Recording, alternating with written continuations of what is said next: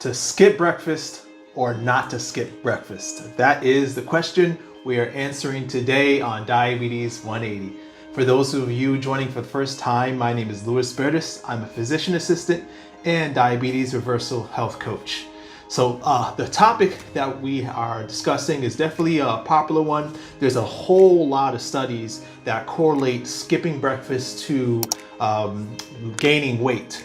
And so, is this correlation scientific or is it behavioral?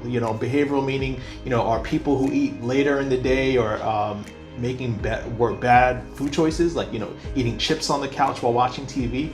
Is this the reason why skipping breakfast tends to point to a higher rates of obesity? Or is there a biological reason? And this is what the question we are going to be answering in today's video. And also I should put in that we're also talking about regulating your blood sugar levels as well, because meal timing also is important if you want to maximize your sensitivity to insulin. But let's first describe what chronobiology means based on an NIH or National Institute of Health definition. So according to the National Institute of Health, chronobiology is the study of biological rhythms. It examines the effects of time on biological events and internal biological clocks. So for a long time, we've understood that there is a central clock between the optic nerve. So in our brain, when we receive a signal, that is the rising of the sun, especially bright morning sunlight, it triggers the beginning of a new day. So our body can cycle on a regular basis of 24-hour cycles from sunrise to sunset, and then sunrising the next day starts a new 24-hour cycle. This is called the central clock. But recent science also shows there's a peripheral clock, meaning the other tissues in our body, the various organs of our body, also operate under a clock system.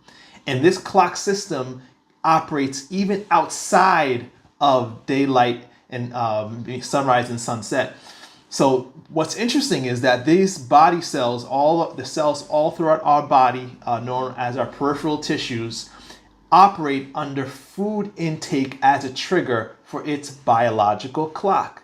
Meaning the cells in our body operate not the way that the central clock operates. It operates based on your meal time. So it is so important to learn how to eat to keep your central and peripheral system, your whole body, in sync. We know that night shift workers have higher rates of diabetes, obesity, heart disease, and even cancer. But is this because they work at night? Does it have anything to do with their meals? Well, there was an experiment that was conducted called the graveyard shift experiment. And they took a group of people and placed them on the same diet. They all ate the same meals at the same time of day, that is in the evening at 8 p.m. And it's amazing what happened. 1/3 of the study subjects were turned effectively pre-diabetic in 10 days. That means they went from normal, non-diabetic, to 10 days later being pre-diabetic, just simply eating all their meals at 8 p.m. So we know there is definitely importance to knowing when to time your meals. Another interesting study took a group of people who habitually skipped breakfast and they had them eat breakfast. So they had them start their day with breakfast at 8 a.m., a lunch at 1 p.m., and dinner at 6 p.m. This was compared to another group that ate their meals at 1 p.m., 6 p.m., and 11 p.m., so later on in the day.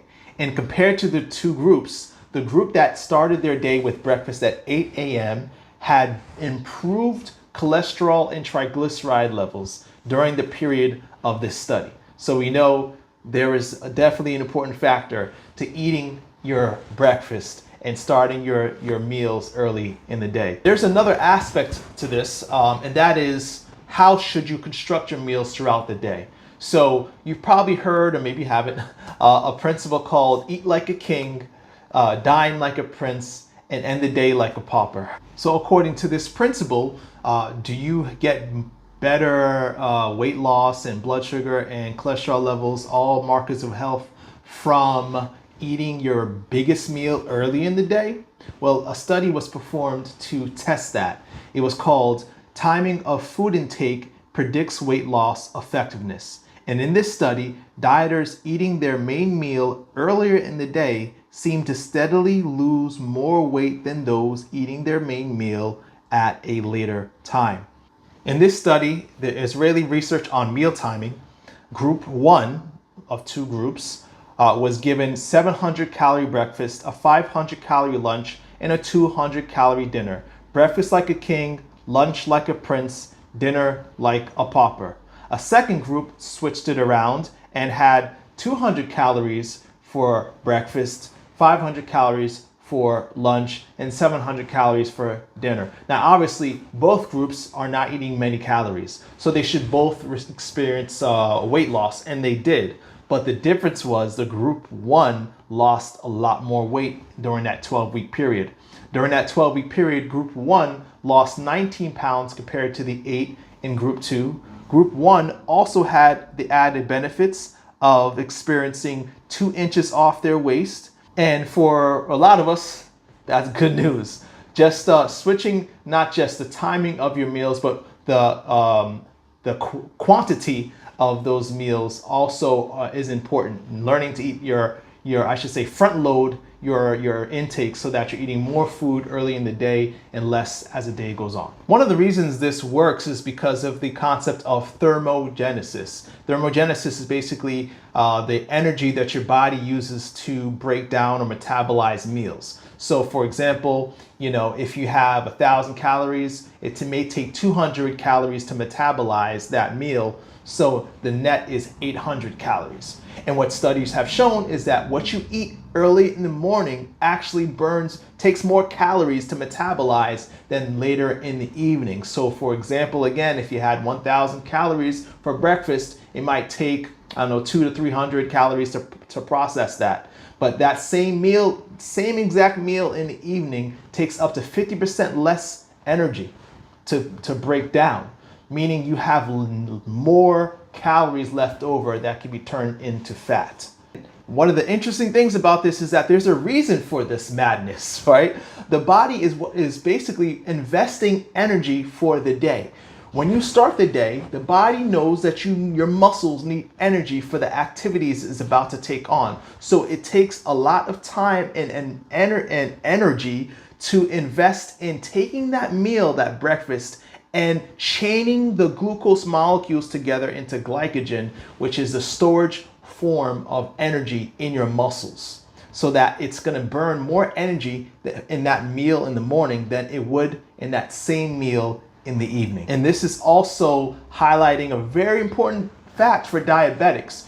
Your body gets less sensitive to insulin as the day goes on, or I should say your body becomes more and more resistant to insulin, especially in the evening compared to the morning. So you should be eating the bulk of your meals in the morning if you want to maximize your sensitivity to insulin. In another meal timing study, blood sugars rose twice as high when the meal was eaten at 8 p.m. versus when it was eaten at 8 a.m. You heard me right, twice as high with the same meal eaten at a different time in the day. Another interesting meal timing study took people and had them take a glucose tolerance test.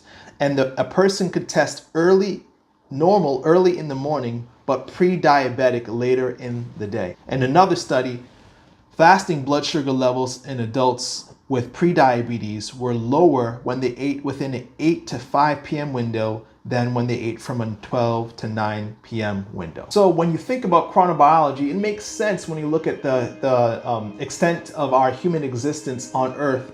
Most of our time on Earth, we did not have all this artificial light keeping us awake and keeping us active during the late evening hours.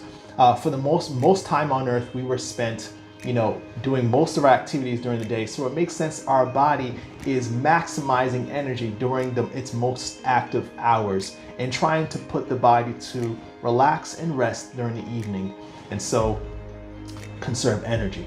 So there's 2 things I think should be a good takeaway if you're diabetic, if you're trying to lose weight, if you're trying to come off medications. Number 1, try to make sure that you're eating your meals earlier in the day. So from 8 a.m., 7 a.m., or whenever time you wake up, don't skip breakfast.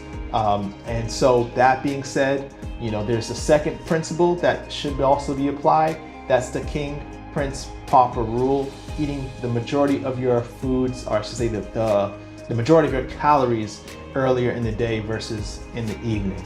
Now, of course, if you practice intermittent fasting, there's definitely going to be benefits to that, regardless of the time you're doing it, but you're going to do a lot more when it comes to weight loss and blood sugar control if you can fast in the evening versus fasting in the morning.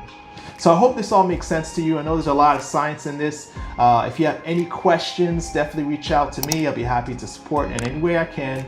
And don't forget to like and subscribe so you can keep a track when we put out videos every week. And as always, beloved, I pray above all things that you may prosper and be in good health, even as your soul prospers. See you next week.